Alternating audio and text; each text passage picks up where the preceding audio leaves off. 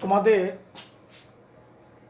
COVID-19 সংক্ষিপ্ত সিলেবাসের উপর দিয়ে আমার দ্বিতীয় পত্র এবং প্রথম পত্র সমান্তরালভাবে আলোচনা চলতেছে।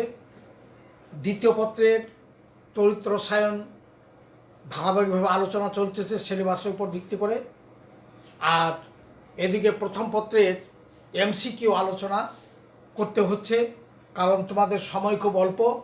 এই অল্প সময়ের মধ্যে তোমরা যদি এই এমসিকিউগুলো উপকৃত হও, এমসিকিউগুলো যদি জানো, তাহলে নিশ্চয়ই উপকৃত হবে। এবং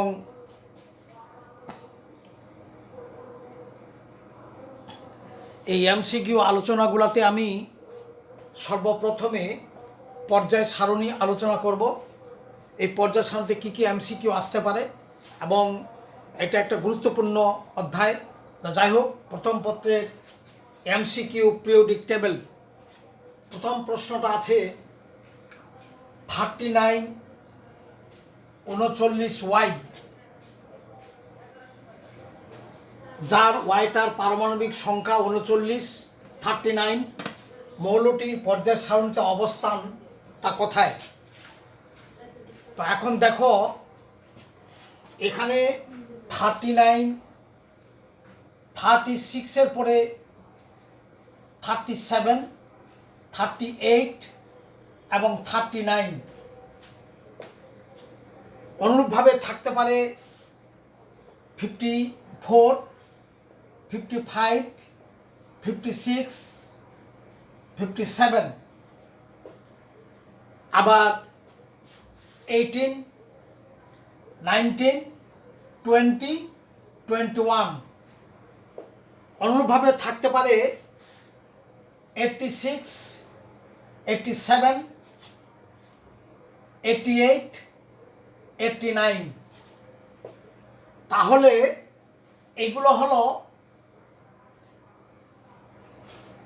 নিষ্ক্রিয় গ্যাস। নিষ্ক্রিয় গ্যাসের পরে হলো এটা 1 নম্বর গ্রুপ এবং এটা 2 নম্বর গ্রুপ, অর্থাৎ S1 এবং S2, এবং এটা হলো ডি ব্লক মৌলের চতুর্থ শ্রেণী। যেমন এটা হলো চতুর্থ শ্রেণী, আর এটা হলো চতুর্থর পরে এটা হলো পঞ্চম শ্রেণী, পঞ্চম পর্যায়, এটা হলো ষষ্ঠ পর্যায়, এটা হলো সপ্তম পর্যায়ের।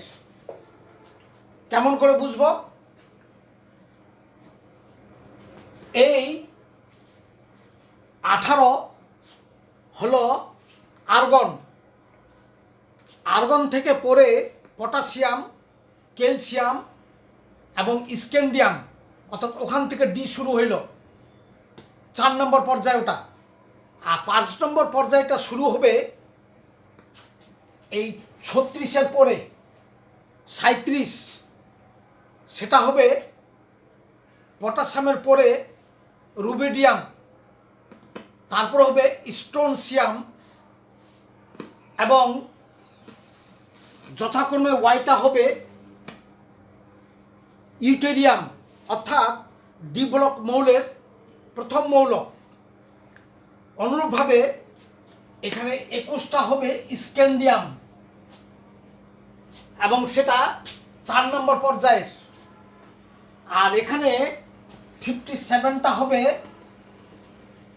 ল্যান্থানাইড, আর এখানে 80, 86, 87, 88, 89 এটা হবে অ্যাক্টিনিয়াম। তাহলে এটা হচ্ছে যথাক্রমে স্ক্যান্ডিয়াম, এটা হচ্ছে যথাক্রমে ল্যান্থানাম, এটা হচ্ছে ইউটেরিয়াম, ইউটেরিয়াম ইউআর। এখানে ওয়াই দিয়েছে, শুধু ইউটেরিয়াম দেয়নি। যাই হোক, এই মৌলগুলো এটা 5 নাম্বার। এখন গ্রুপের দিক দিয়ে এটা 1 নম্বর গ্রুপ, এটা 2 নম্বর গ্রুপ, তাহলে এটা 3 নম্বর গ্রুপ। এই 3 নম্বর গ্রুপে মনে রাখতে হবে, 3 নম্বর গ্রুপের মৌলগুলো ডি ব্লক থেকে শুরু মনে রাখিও 3 নম্বর গ্রুপটা ডি ব্লকের অন্তর্ভুক্ত। একটা হচ্ছে 3D, সেটা 4 নম্বর পর্যায়ের, যেটা 4D 5 নম্বর পর্যায়ের, এবং 5D 6 নম্বর পর্যায়ের, 6D 7 নম্বর পর্যায়ের। তাহলে এটা এই মৌলগুলো একটু খেয়াল রাখা উচিত, কারণ এখানে ইউটেরিয়াম দিয়েছে, ল্যান্থানামও থাকতে পারে, অ্যাক্টিনিয়াম থাকতে পারে, আবার স্ক্যান্ডিয়াম থাকতে পারে। তাহলে মনে রাখতে হবে স্ক্যান্ডিয়াম, ইউটেরিয়াম, ল্যান্থানাম, অ্যাক্টিনিয়াম এরা সবাই 3 নম্বর গ্রুপের মৌল, এবং এরা ডি ব্লকের অর্থাৎ 5 নম্বর পর্যায়ের, 4 নম্বর, 5 নম্বর, 6 এবং 7 নম্বর পর্যায়ের প্রথম ডি মৌল। প্রথম ডি মৌলগুলো হচ্ছে স্ক্যান্ডিয়াম,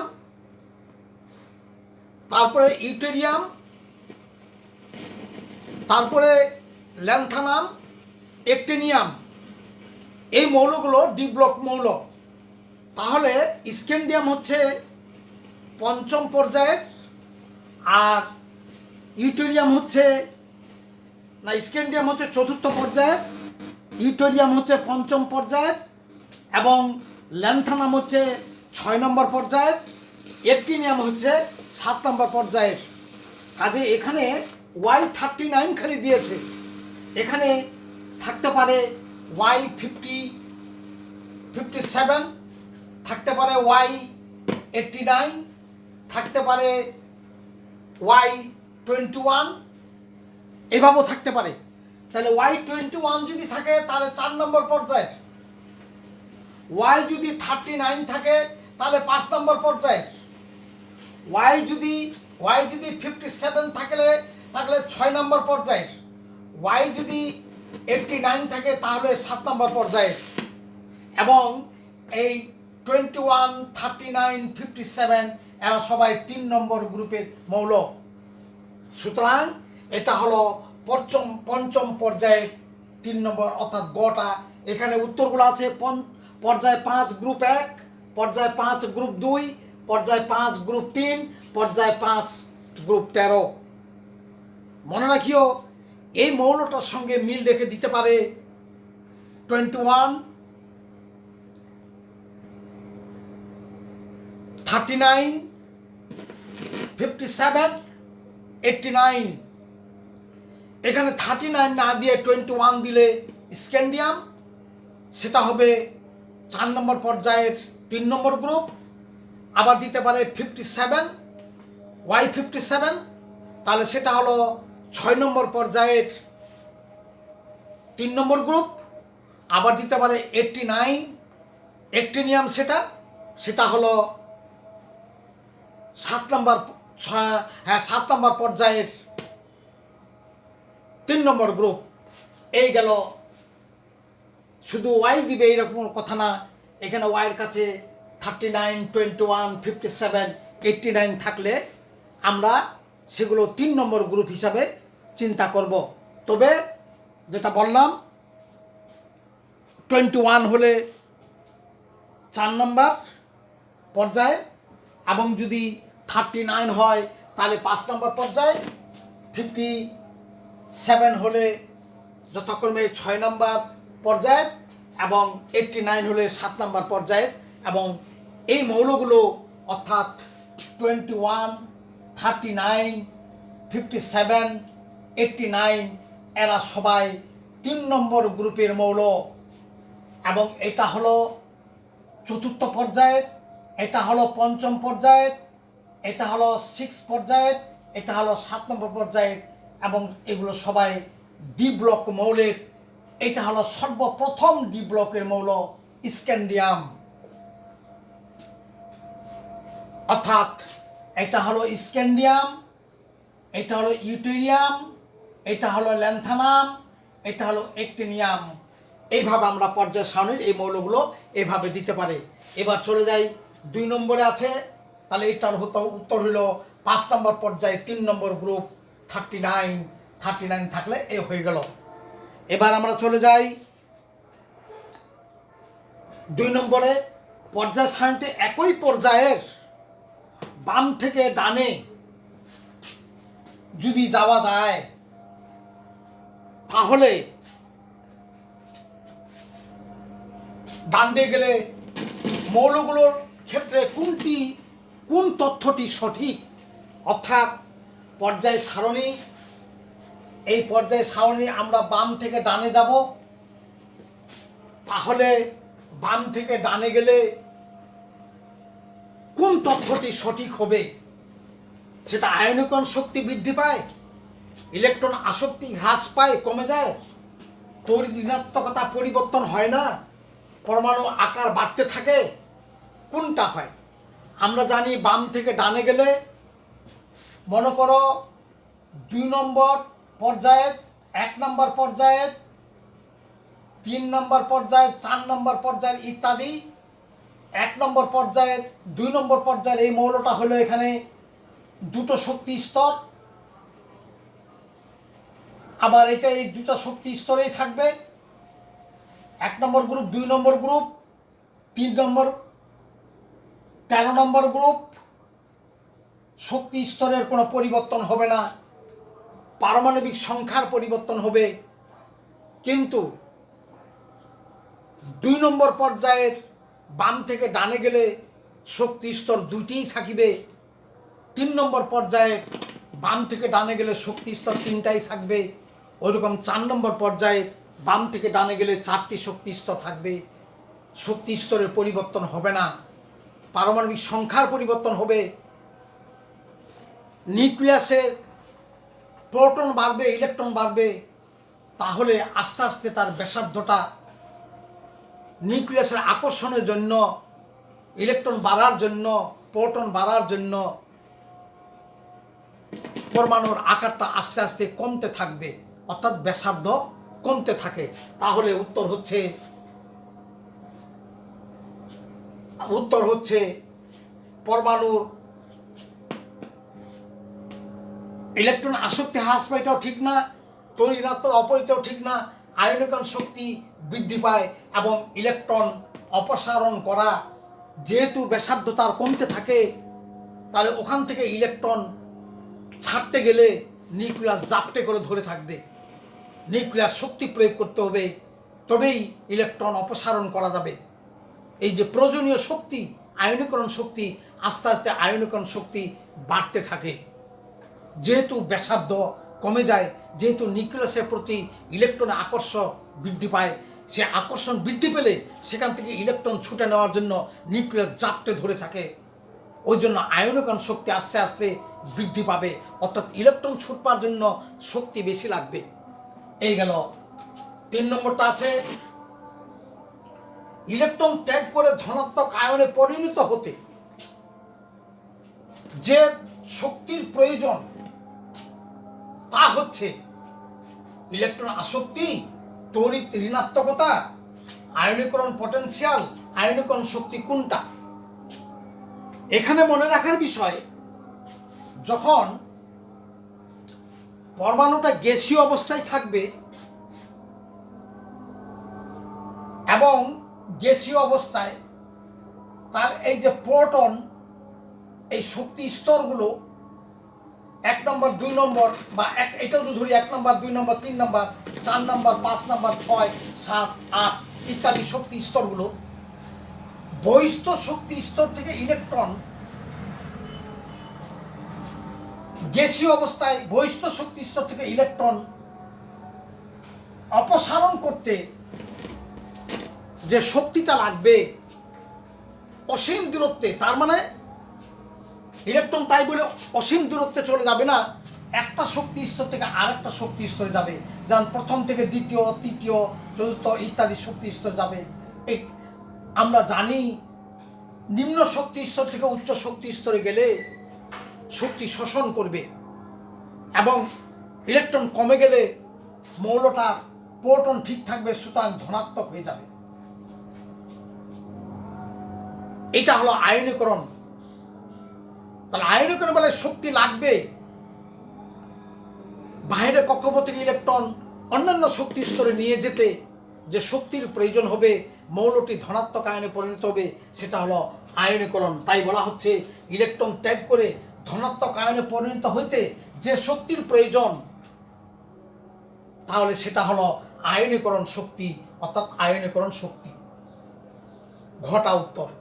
অর্থাৎ আয়নীকরণ শক্তিটা হলো গ্যাসীয় অবস্থায় বাইরের শক্তি স্তর থেকে ইলেকট্রনটা অসীম দূরত্ব, অর্থাৎ বিভিন্ন শক্তি স্তরে নিয়ে যেতে, অসীম দূরত্ব এক মোল ইলেকট্রন নিয়ে যেতে যে পরিমাণ শক্তির প্রয়োজন হবে, এবং মৌলটার ইলেকট্রন যেহেতু কমে যাবে, প্রোটন কমার কোনো সম্ভাবনা নেই, ক্রমণের ক্ষমতা বেড়ে যাবে, সুতরাং সেটা আয়নীকরণ শক্তি হবে। আয়নীকরণ শক্তির বেলায় ইলেকট্রন অপসারণের জন্য প্রয়োজন হবে, এবং সেখানে এর ডেল এইচ এর মান সর্বদাই ধনাত্মক হবে, কারণ সেখানে তাপ বা শক্তি শোষণ করে বিভিন্ন স্তরগুলোতে চলে যাবে। এই জন্য আয়নীকরণ শক্তির ডেল এইচ এর মান সর্বদাই পজিটিভ হয়। তাপ হারি বিক্রিয়া এবং সেখানে শক্তি শোষণ হয়, কিন্তু শক্তি প্রয়োজন হয়, অর্থাৎ ওই যে ইলেকট্রনটা যে শক্তি, সেই ইলেকট্রন শোষণ করে ওই পরিমাণ শক্তি অর্জন করে তারপরে সে ওখান থেকে বের হয়ে চলে আসে। কাজেই শক্তির প্রয়োজন দিতে হবে, শক্তি সেখানে দিতে হবে, শক্তি শোষণ করতে হবে, তাহলে সেটা শক্তির প্রয়োজন হবে, সেটা হলো আয়নীকরণ শক্তি। এবার 4 নম্বরটা আছে এস ব্লক মৌলগুলোর মোট ইলেকট্রন সংখ্যা কত? 14, 27, 30, 40। এখন এখানে এস ব্লক মৌল বলতে বোঝাচ্ছে এই যে 1 নম্বর গ্রুপ এবং 2 নম্বর গ্রুপ, এই দুটো গ্রুপের মধ্যে 1 নম্বর পর্যায়ে, 2 নম্বর পর্যায়ে, 3 নম্বর, 4 নম্বর, 5 নম্বর, 6 নম্বর এবং 7 নম্বর পর্যায়ে। তাহলে এটা যদি আমরা পূরণ করে দিই, এটা হলো হিলিয়াম, অনেক সময় এস, এটা 1 নম্বর গ্রুপ, 2 নম্বর গ্রুপ। তাহলে দেখা যাচ্ছে হিলিয়ামকে সহ কাউন্ট করলে 7 দুগুণে 14টা ঘর হয়। হিলিয়াম ধর্মের দিক দিয়ে 18 নম্বর গ্রুপ, কিন্তু বিন্যাসের দিক দিয়ে এস ব্লক মৌলের অন্তর্ভুক্ত। সুতরাং এখানে 7টি করে, যেহেতু 7টি পর্যায়ে, 7 দুগুণে 14টি, সুতরাং এখানে 14টি অথবা 13টি, এই দুটো অপশন থাকবে। এগুলো হলো সম্পূর্ণ, যেমন এখানে hydrogen, lithium, sodium, potassium, rubidium, caesium, francium. অনুরূপভাবে এখানে বেরিলিয়াম, এখানে ম্যাগনেসিয়াম, ক্যালসিয়াম এবং স্টোনসিয়াম, তারপরে স্টোনসিয়াম, বেরিয়াম এবং রেডিয়াম এবং বেরিয়াম ইত্যাদি। এই মৌল 14টা মৌল হলো এস ব্লক মৌল। এটা 1 নম্বর এবং 2 নম্বর গ্রুপের অন্তর্ভুক্ত। সুতরাং 4 নম্বরটা হলো 14টি। তারপরে আছে 5 নম্বর, কোন যৌগটি সম্ভব নয়? Aluminium nitride. হ্যাঁ, অ্যালুমিনিয়াম 3টে ইলেকট্রন ত্যাগ করে নাইট্রোজেন, অ্যালুমিনিয়াম নাইট্রাইড। এখানে নাইট্রোজেনের পরিবারের এখানে আছে 13 নম্বর গ্রুপ, 14 নম্বর গ্রুপ, 15 নম্বর, 16 নম্বর এবং 17 নম্বর। এই 15 নম্বর গ্রুপে নাইট্রোজেনের বহিস্থ কক্ষপথে 5টি ইলেকট্রন। নাইট্রোজেন পরিবারে আছে নাইট্রোজেন, ফসফরাস, আর্সেনিক, অ্যান্টিমনি এবং বিসমাথ। এই মৌলগুলো সবারে বহিস্থ কক্ষপথে তার 5টি করে ইলেকট্রন। সুতরাং এরা এই 3টি ইলেকট্রন নিয়ে অনেক সময় ট্রাইক্লোরাইড হতে পারে, কিন্তু পেন্টাক্লোরাইড হওয়াটা, 5টা ইলেকট্রন ছেড়ে দেওয়াটা একটু অসম্ভব ব্যাপার। তাই বলা হয় ফসফরাস পেন্টাক্লোরাইড গঠন করতে পারে, ট্রাইক্লোরাইড গঠন করতে পারে, কিন্তু নাইট্রোজেন পেন্টাক্লোরাইড গঠন করতে পারে না, ট্রাইক্লোরাইড গঠন করতে পারে। সুতরাং এখানে নাইট্রোজেনের পেন্টাক্লোরাইড এটা হবে না। যদিও ফসফরাস পেন্টাক্লোরাইড করতে পারে, ট্রাইক্লোরাইড করতে পারে, কিন্তু নাইট্রোজেন, তার কারণ হলো নাইট্রোজেন এখানে 2 নম্বর গ্রুপে, এটা 3 নম্বর, এটা 4 নম্বর, অর্থাৎ নাইট্রোজেনের 2 নম্বর এখানে শক্তিস্তর এস আর পি, এখানে 3 নম্বর এসপি এখানেও থাকলেও এখানে ডি অপূর্ণ, এখানে ডি তাদের থাকার কোনো প্রশ্নই আসে না। সুতরাং নাইট্রোজেনের সঙ্গে ফসফরাসের চরিত্রের একই গ্রুপে হতে পারে তারা। Nitrogen, phosphorus, arsenic, antimony, bismuth, তারা একই গ্রুপের। এ হলো 2 নম্বর পর্যায়ের, এ হলো 3 নম্বর, এ হলো 4 নম্বর, 5 নম্বর এবং 6 নম্বর পর্যায়ের। অর্থাৎ এর শক্তি স্তরে এসপিডি অর্থাৎ তার ইলেকট্রন স্থানান্তর হওয়ার সম্ভাবনা আছে, কিন্তু এর এস এবং পি দুটি শক্তি স্তর, কাজে নাইট্রোজেন ফসফরাস ট্রাইক্লোরাইড পেন্টাক্লোরাইড গঠন করতে পারলেও নাইট্রোজেন ইলেকট্রন স্থানান্তর করতে পারে না। ফলে নাইট্রোজেন ট্রাইক্লোরাইড হতে পারে কিন্তু পেন্টাক্লোরাইড তার পক্ষে সম্ভব না, সুতরাং এটা সম্ভব না। এদিকে calcium nitride, phosphorus pentachloride, aluminium nitride এগুলো সম্ভব। সুতরাং এটা একটা গুরুত্বপূর্ণ প্রশ্ন যে ফসফরাস পেন্টাক্লোরাইড ট্রাইক্লোরাইড হতে পারে কিন্তু নাইট্রোজেন পেন্টাক্লোরাইড হতে পারে, ট্রাইক্লোরাইড হতে পারে অনেক সময়, কিন্তু পেন্টাক্লোরাইড তার পক্ষে করা সম্ভব না। এই গেল তোমাদের এমসিকিউ সম্পর্কে আলোচনা। আমি পর্যায় সারণী এমসিকিউ সম্বন্ধে আলোচনা করতেছি, এবং মনে রাখিও এমসিকিউ এমনই একটা বিষয় পর্যায় সারণীর যেটা তোমরা যদি ভালো করে অনুসরণ করো উপকৃত হবে বলে আমার বিশ্বাস। তোমাদের সকলকে ধন্যবাদ।